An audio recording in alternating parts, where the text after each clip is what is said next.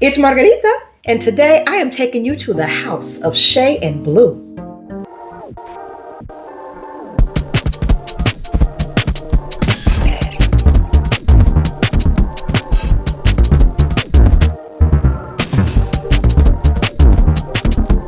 You all know that I love clean, cruelty-free, and affordable fragrance, and I'm sure that you do as well. I was recently contacted by the House of Shay and Blue to partner with them to let you all know about these wonderful alternatives to expensive, chemical-laden, and honestly, just not so inclusive fragrances. And I am happy to tell you, I'm so glad that they did. So Shay and Blue sent me 5 of their fragrances, their newest releases, to check out, test, sample, and give you my honest opinion. So not only am I going to tell you about each fragrance individually, I'm also going to tell you my favorite layering combo. So I'm going to be reading some notes to you because I actually did 5 separate wear tests of these so that I can give you the full scope, the good, the bad, the ugly, the indifferent, and share those with you. So the first one is Lilac and Gooseberries. Now, gooseberries aren't really a common fruit or thing that someone would readily know what they smell like. So I was really interested to try this one first. And because I don't know exactly what a gooseberry smells like, but it's a berry, so I'm like, okay, to be nice, floral and fruity is what came to mind. And everything I'm going to review is from the 10 ml travel spray. These are actually pretty nice, high quality glass, wonderful atomizer, like no complaints, and it looks really professional and sleek. And all their fragrances are gender neutral.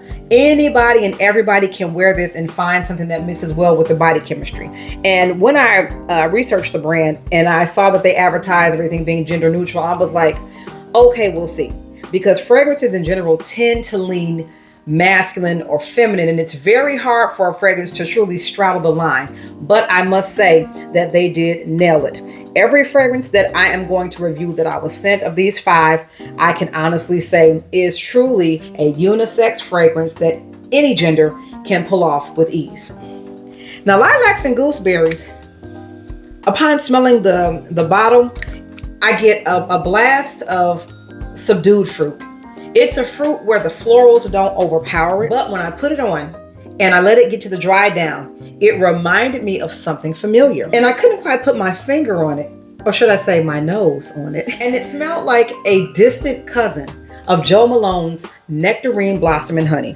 If you like Nectarine Blossom and Honey, you will love this. This is a sexier, less musky sour version of that. This one is the bright bubbly cousin of that one. Also, of the 5 that I was sent, this one has the best performance. I only had to apply this once, and I'm not sure if my camera's picking up, but this small amount that's missing from here is all I needed to last all day. On clothes, you're going to have to wash your clothes to get the scent out, which is wonderful, especially for natural fragrances, because they tend to not last as long as fragrances that are laden with chemicals that are designed to increase the longevity and the projection. So for the performance, this one is a 10 out of 10. I do like the scent. If I'm in the mood for something fruity and sweet without being too floral, this is great. This is wonderful for the office. I'm actually picking up a bit of orchid in this. I don't have the notes in front of me, but my nose is also picking up some orchid. So if you like orchid dominant fragrances, think Laura Mercier's, oh my goodness, Ombre Vanille, and fragrances like that. If you think of like Latafa Yada, orchid dominant fragrances, Subtle Orchid 10 by Kriegler, which is a very pricey fragrance.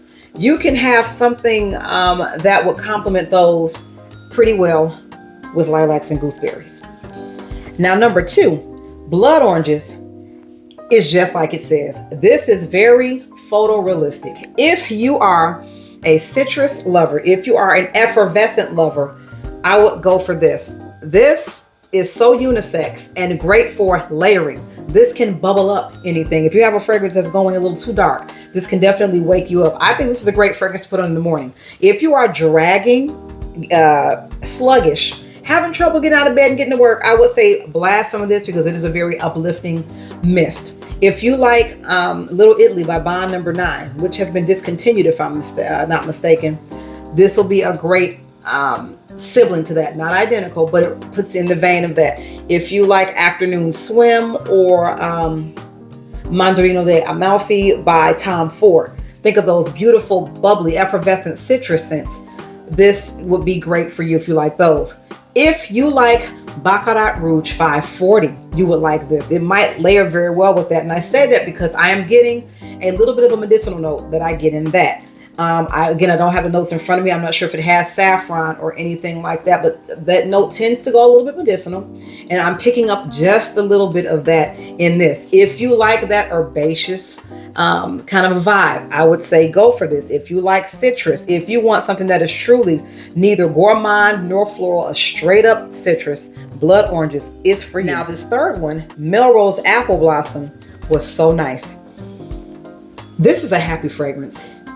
While this is unisex, I would say this one does have a little bit more feminine lean to it, but not so much that a gentleman couldn't pull this off. I like this a lot. This is an apple fragrance for someone who likes something that is a bit herbaceous. This is more of a green appley fragrance. And by green apple, I don't mean Granny Smith. I mean green as in the leaves. The more plant part of the apple versus the flesh. And so I'm guessing that's why they call it the apple blossom. This is a floral apple. You're going to get the apple, but this is more of a fruity floral versus a floral fruity fragrance. That's a lot of F's. My bottom lip is dry. But no, seriously, if you are someone who likes florals that don't overpower with the flowers, and just have a little bit of fruitiness to it, this is great.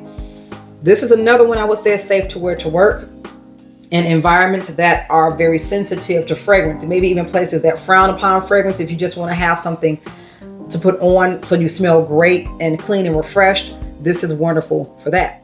Of all of the fragrances, I would say this is the cleanest that I've gotten, and I like it a lot. If you like Kayali's apple one, this is the less sweet version of that. So if that is too gourmand for you, if it's too feminine for you, this is a wonderful complement to that. This can even floral up the fruitiness of that one. So I think that's great for layering as well.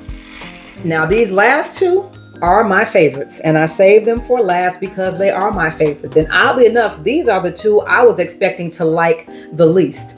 It's so funny how that works out, how you can really judge a fragrance based on the name or the notes, and then you put it on and you're like, oh my goodness, what happened?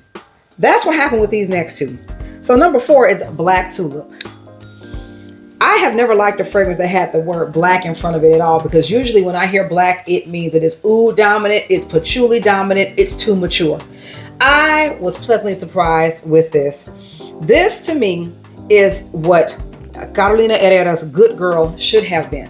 I do not care for that fragrance. I think it is a bit too mature and a bit too dark. So when I got this, I was like, okay, I'm gonna try it.